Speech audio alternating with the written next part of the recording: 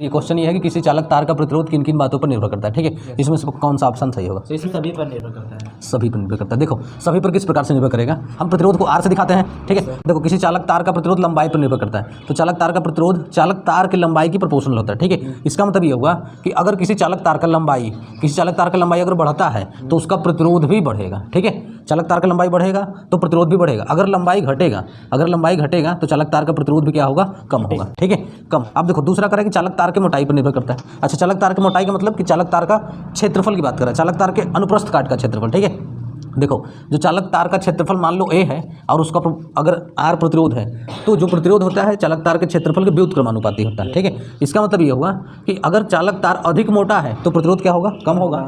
सीधे सीधे ये कह सकते हैं कि क्षेत्रफल बढ़ने पर मतलब मोटाई बढ़ेगा तो प्रतिरोध घटेगा, अगर मोटाई कम होगा मतलब तार पतला रहेगा तो उसका प्रतिरोध क्या हो जाएगा? बढ़ जाएगा। अब देखो चालक तार के पदार्थ पर, अब चालक तार अलग अलग पदार्थ के लिए चालक तार का प्रतिरोध भी क्या होता है? अलग अलग होता है। ठीक है, उसी तरह चालक तार के तापमान पर भी निर्भर करता है। अब तापमान, अगर मान लो चालक तार का तापमान बढ़ाते हैं तो प्रतिरोध भी बढ़ेगा, अगर चालक तार का तापमान घटाते हैं तो प्रतिरोध भी क्या होगा? घटेगा। ठीक है, ये बहुत ज़्यादा इंपॉर्टेंट है बोर्ड एग्जाम के लिए, तो इसको जरूर से पढ़ लेना।